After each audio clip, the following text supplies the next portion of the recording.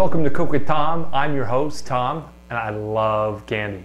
A few years ago, I was tasked with making a candy dish for an event we had to go to. And I found this old caramel recipe, and I made it, and it turned out everyone loved it, but I wasn't satisfied. I wanted to take the traditional caramel and really jazz it up, make it something so that when you bite into it, your mouth just goes, whoa, what did you just give me? It's a simple recipe, and we'll take the standard caramel recipe, just make a few tweaks, so at the end, when you bite into this thing, you too are going to go, whoa! One of the ironic things about caramel is that there, at no point during the making of caramel does caramelization actually take place.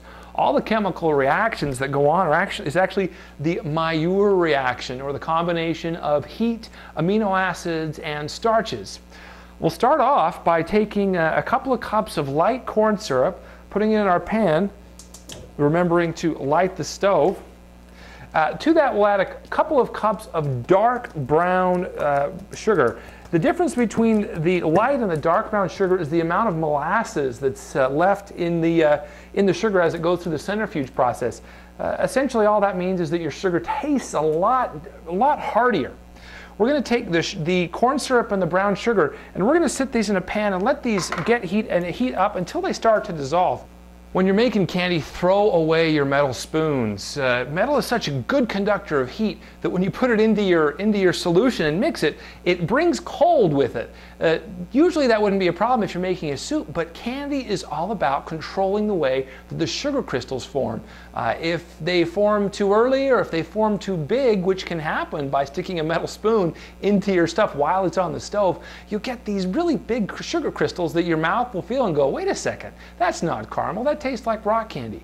So I like to use a wooden spoon just because I know it's not going to burn. There are plastic spoons out there you can use that are rated to handle high heat. But just be sure to stir this well while you've got your brown sugar and your corn syrup in here, taking care to dissolve the brown sugar. This can get up to temperature pretty quickly, so you got to watch it close. I've stuck the candy thermometer in there, and you'll be able to see that it's pushing up to around 210. Now, I live at the elevation 4,500 feet above sea level, so water at my area tends to boil, let's see, 1.9 degrees Fahrenheit for every 1,000 feet in elevation. Boiling water is 212, so you figure roughly 202 degrees, 204 degrees is boiling point where I live. Is that right? Nah, well, you math people can do the math and get back to me on that.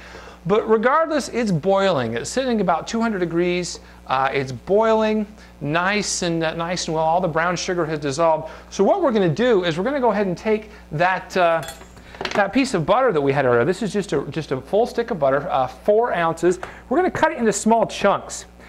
The butter is what causes a lot of the caramelization, in parentheses, to happen during the caramel making process, because it's the lactose combined with a lot of the proteins. There are 4 different proteins in milk, or dominant proteins. There's a few others, but it's those proteins combining with the sugars that are in the corn syrup and the brown sugar, as well as the sugars that are already in the milk, the lactose, that create the browning reaction that cause our caramel to have the flavor that it has. So this is an important step to add something that's milk-based. I cut these up into small chunks and add them and just spread them around. I don't want to get them too close together, but just spread them around the pot so that they have a chance to melt. That butter has a tendency to melt rather quickly as well. In fact, it took about 15 seconds to go from these nice big pats of butter to essentially being part of our mix. Give this a quick stir, making sure that the butter makes its way into the candy solution. And oh my gosh, this smells so good. That brown sugar, that dark brown sugar, just as it cooks, it combined with the butter, the smell that comes off is just so good. Smells, well, like caramel. I like to let the butter and the corn syrup and the brown sugar sit and mix together and heat for a while. Again, allowing the milk fats in there to brown as much as possible. Once that's had 4 or 5 minutes to cook, I'll add 2 cups of heavy whipping cream.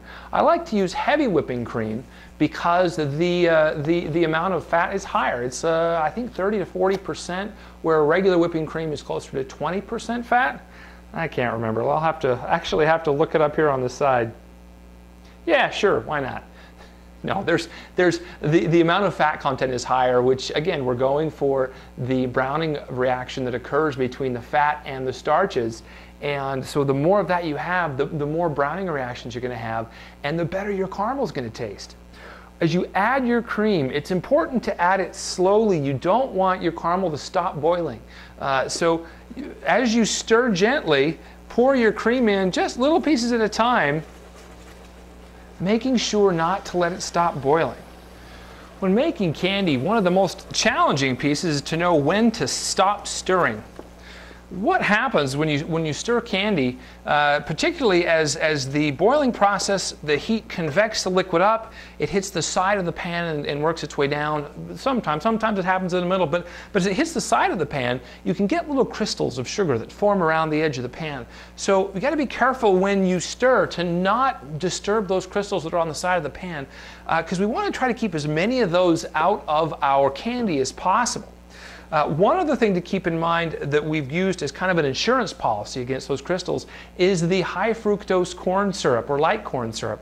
It's known as an invert sugar, and that it helps to essentially act as the opposite of the sugar that's in the type of sugar that's in the brown sugar. So when crystals start to form, the corn syrup says nuh-uh, nuh-uh, and keeps it in a more solid state, or essentially keeps it from forming a crystal as long as possible, allowing us to get our caramel down to a better temperature. If you go back to your chemistry class, the quicker you can cool a solution down, the smaller the crystal size is going to be.